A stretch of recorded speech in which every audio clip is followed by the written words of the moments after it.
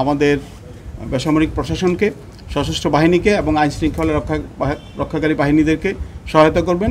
আমরা সবাই মিলে যদি কাজ করি তাহলে আমার বিশ্বাস আইনশৃঙ্খলা ফিরিয়ে আনতে এবং আইনশৃঙ্খলা রক্ষার ক্ষেত্রে আমাদের যে ভূমিকা সেটা আরও অনেক কার্যকর এবং ফলপ্রসূ হবে। নৌবাহিনী এবং কোস্টগার্ড সবসময় আপনাদের পাশে ছিল এবং ভবিষ্যতেও থাকবে, এবং আমাদের মৎস্য সম্পদ বিদেশ থেকে এসে কেউ যাতে অন্যায়ভাবে অনৈতিকভাবে নিয়ে যেতে না পারে সেজন্য আমরা সবসময় সচেষ্ট আছি এবং থাকবো ইনশাআল্লাহ। সবাই দেখেছি যে 5ই আগস্টের অব্যবহিত পরে প্রায় সপ্তাহব্যাপী বেশ কিছু সারা দেশে বেশ কিছু অরাজকতা নাশকতা হয়েছে, যেটা খুবই দুঃখজনক, এবং সেখানে কে বা কারা জড়িত ছিল অনেকে চিহ্নিত সন্ত্রাসী আমরা জানি, অনেকে তাদের প্রতিহিংসা বা আক্রোশ চরিতার্থ করেছেন, যেটা খুবই দুঃখজনক।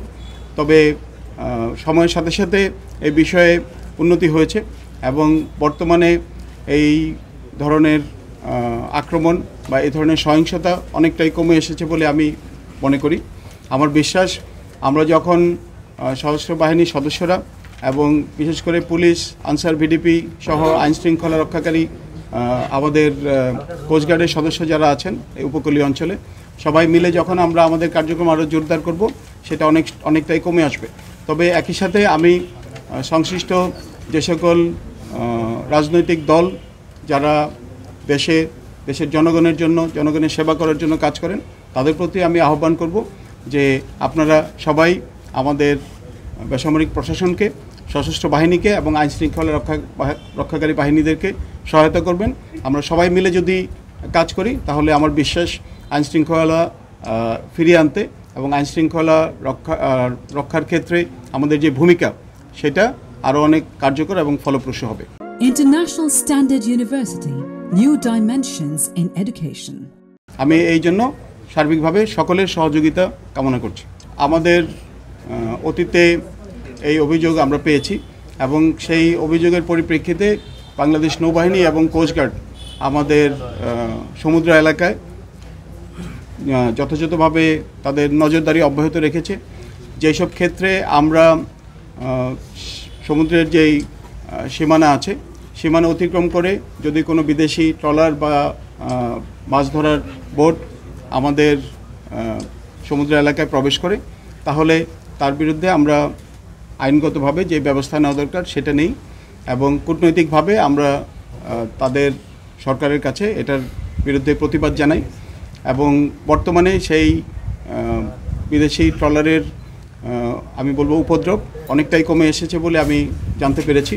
তবে আমি এই মর্মে সকলকে আশ্বস্ত করতে চাই যে আমাদের সমুদ্র এলাকায় আমাদের জেলেরা যখন তাদের উপরে মাছ ধরার একটা, আপনারা সবাই জানেন, একটা মৎস্য সংরক্ষণ একটা সময় থাকে, জাটকা নিধনের একটা সময় থাকে, সেই সময়গুলিতে যাতে বিদেশ থেকে ট্রলার এসে ওই সময়টাকে তারা অপব্যবহার না করে এটার জন্য আমরা সবসময় প্রস্তুত থাকি এবং ভবিষ্যতেও থাকব।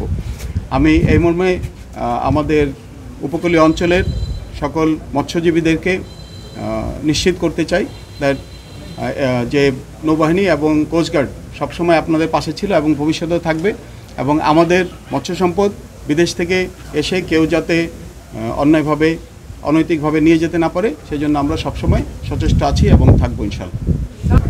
ভোলা জেলার ব্যাপারে আমি যেই পরিসংখ্যান পেয়েছি এখানে 86টি বৈধ অস্ত্রের তালিকা তাদের কাছে আছে, তার মধ্যে 84টি ভোলাতে জমা হয়েছে এবং 2টি ঢাকা জমা হয়েছে বলে তাদের কাছে তথ্য এসেছে।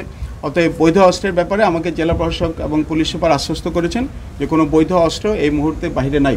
অবৈধ অস্ত্রের বিষয়টা আমরা জানি এবং উপকূলীয় অঞ্চলে বিশেষ করে চরাঞ্চলে অবৈধ অস্ত্রের বিষয়ে অতীতেও আমাদের অভিজ্ঞতা বলে যে এখানে অনেক অবৈধ অস্ত্র অনেক সময় থাকে বলে এই আশঙ্কা অমূলক না। অতএব আমি আশা করব যে আমরা যৌথ বাহিনী যারা এখানে কাজ করছি পুলিশ প্রশাসনের সহায়তায়, আমি যেটা বললাম যে এখানে পুলিশ আছেন, কোস্টগার্ড আছেন, আনসার, ভিডিপি আছেন এবং সশস্ত্র বাহিনীর নৌবাহিনী, বিশেষ করে নৌবাহিনীর সদস্যরা গোয়েন্দা সংস্থার তথ্যের ভিত্তিতে আমরা অবৈধ অস্ত্র উদ্ধার অভিযানে আরও সচেষ্ট হব। এই বিষয়ে আমি ইতিমধ্যে নির্দেশনা প্রদান করেছি। আমার বিশ্বাস আমরা সমন্বিতভাবে যদি কাজ করি তাহলে অবৈধ অস্ত্রসমূহ উদ্ধার করা সম্ভব হবে।